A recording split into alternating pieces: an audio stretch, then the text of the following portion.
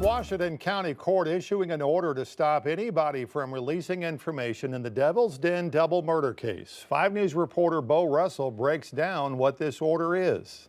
Essentially, this is a gag order in the case of Andrew McGann, the man accused of stabbing and killing a husband and wife in Devil's Den in July.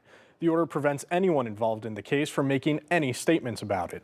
This includes emails, texts, social media posts, and any comments made to members of the media. The order says that this is to defend McGann's right to a fair trial. Washington County Prosecutor Brandon Carter warned the media this order would be coming soon, back during McGann's arraignment on August 14th. I anticipate that at some point in the coming days or weeks that there will be some form of a gag order issued in this case because of the notoriety that it's received. This office has released all of the facts of the investigation that it's ever going to release in this case. I'll be releasing no more statements about the investigation itself.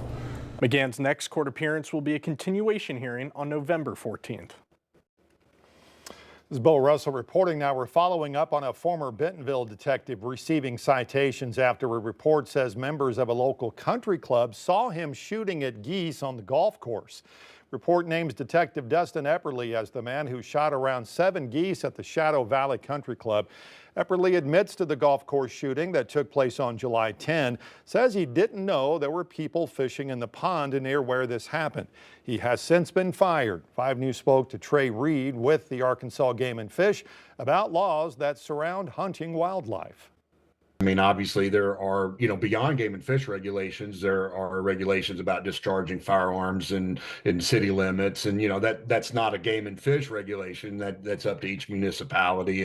And we do have laws on the books regarding how close to a residence you can be when you hunt. Reed tells us that hunting season for geese actually starts on September 1st. Around Arkansas, the state health department now warning mosquitoes are spreading West Nile virus this summer. 8 cases, in fact, have been reported in the state, 1 death so far. CDC says Dallas County, Faulkner County, Mississippi County, and Pulaski County have reported cases. Pest control experts say the best way to protect yourself is to get rid of standing water on your property.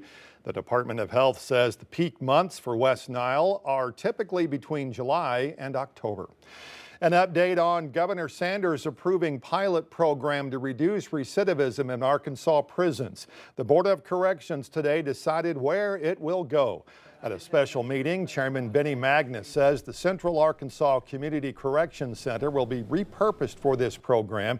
Now, the program is designed to help inmates prepare for life outside of prison.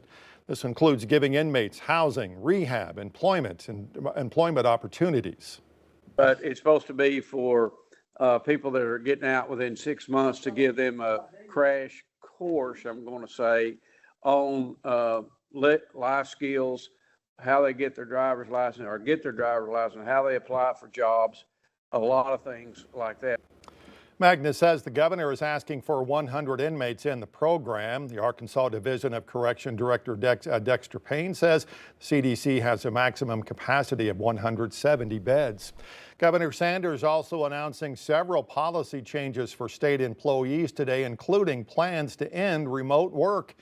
In a letter from the governor to Arkansas state employees, she says the work remote measures implemented during the pandemic are no longer needed. Her office also encouraging in-person meetings instead of doing them by virtual.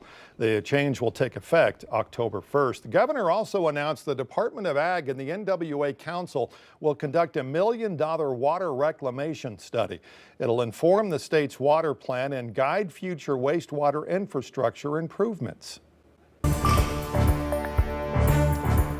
Authorities in Minneapolis still searching for a motive behind yesterday's deadly shooting at that Catholic school. Nydia Shavaz has the latest now on the investigation. While the community mourns, law enforcement is working to put the pieces together from the shooting at Wednesday's morning mass that left 2 children dead and 18 other people wounded.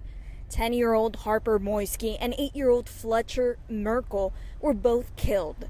A coward decided to take our 8-year-old son Fletcher away from us. Because of their actions, we will never be allowed to hold him, talk to him, play with him, and watch him grow into the wonderful young man he was on the path to becoming. And we're learning more about the suspect. Authorities say Robin Westman was a member of Annunciation Catholic Church and a student at the school that bears the same name. He fantasized about the plans of other mass shooters.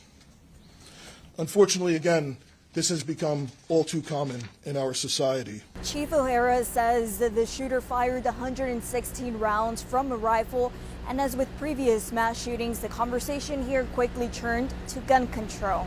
Minnesota does not have a ban on assault weapons, and the mayor of Minneapolis says it's time to get serious about gun safety. There is no reason that someone should be able to reel off 30 shots before they even have to reload. According to the advocacy group Everytown for Gun Safety, the shooting is the 5th at a K-12 school in the U.S. since the school year started. Nidia Cavazos, CBS News, Minneapolis. Tragedy has hit hard for people working and learning in other Catholic schools across the country, including here in Arkansas. For students at St. Teresa's Catholic School in Little Rock, it was a normal yesterday morning. But the news broke from Minnesota, and the school's administration immediately organized a prayer service. Principal at St. Teresa's said the tragedy hits close to home for the school. She said for the school, it's sending support even from more than 800 miles away.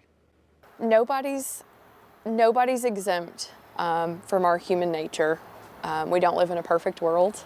And because it was a Catholic school, I do think that hit a little bit close to home. But when a Catholic school is going through something just terribly tragic, we want to make sure that we're there and supporting them any way we can. School said has also reviewed its safety plans to ensure that all students and staff are safe. At Walmart's headquarters in Bentonville today, the company unveiling a brand new Global Security Operations Center. Scott actually shows us how that new center will aid in the nation in responding to natural disasters.